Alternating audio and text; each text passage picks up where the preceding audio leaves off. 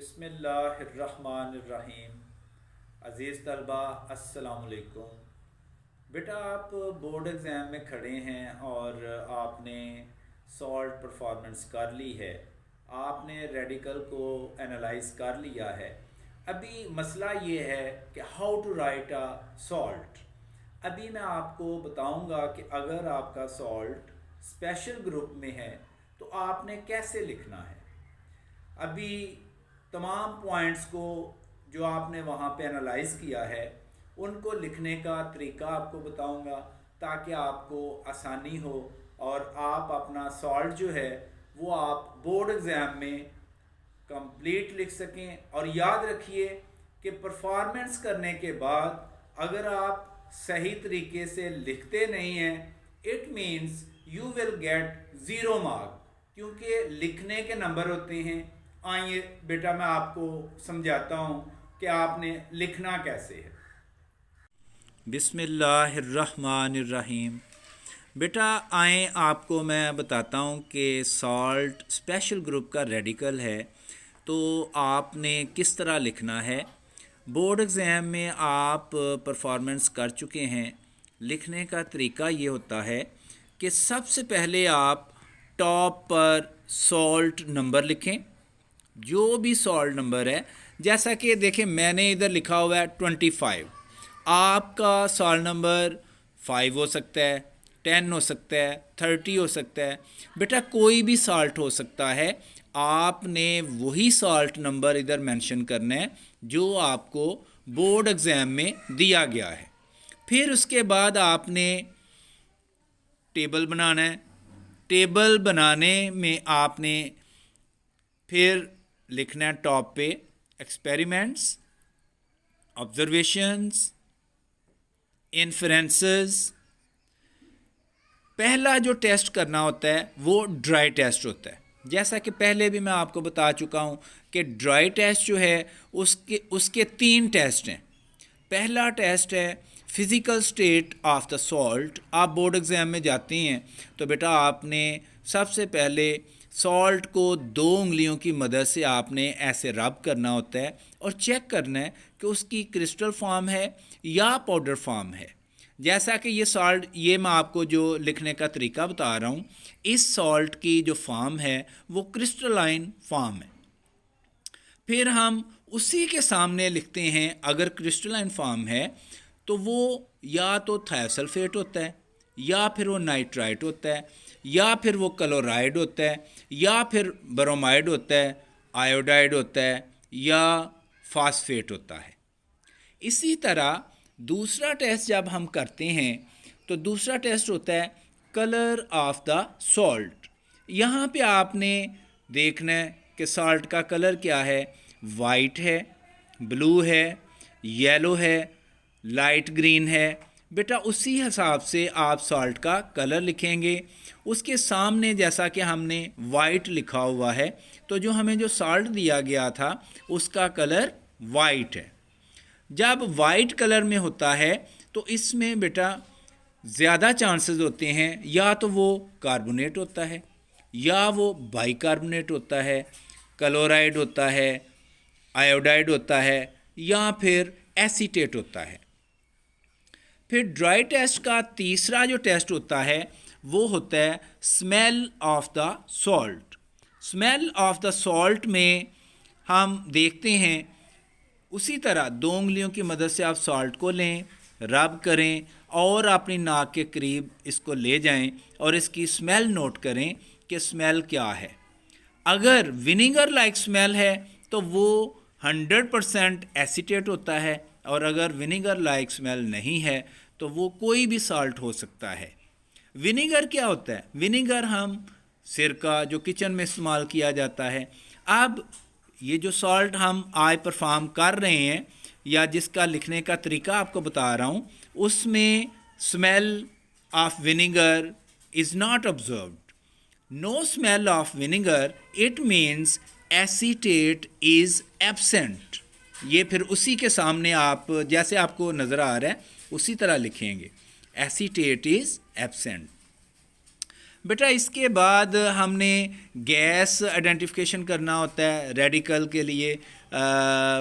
जब हम acidic radical कर रहे हैं तो स्पेशल ग्रुप एक ऐसा ग्रुप है जिसमें गैस का कंसेप्ट नहीं है, इसमें गैस इवॉल्व नहीं होती।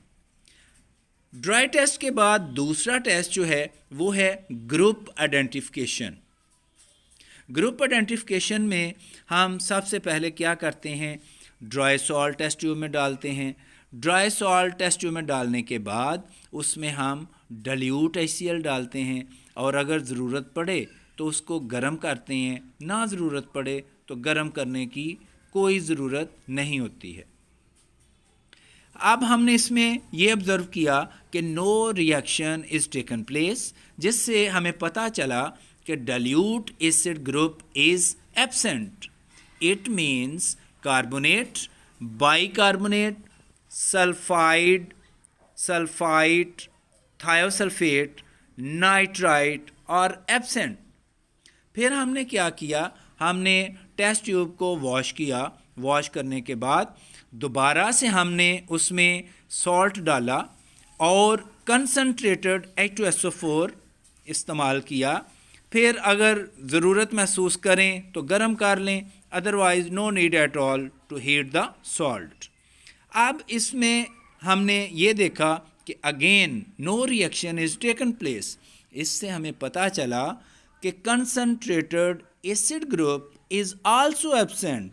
इसमें chloride, bromide, iodide, acetate, nitrate and oxalate all radicals are absent.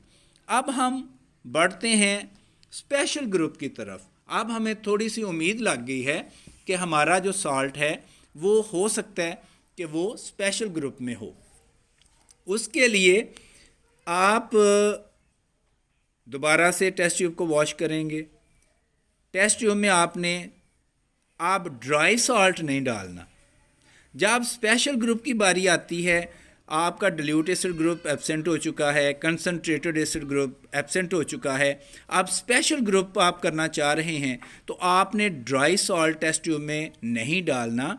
आप सबसे पहले सॉल्ट सॉल्यूशन बनाएंगे, सॉल्ट सॉल्यूशन, और इसका ग्रुप रिएजेंट होता है बेरियम क्लोराइड सॉल्यूशन।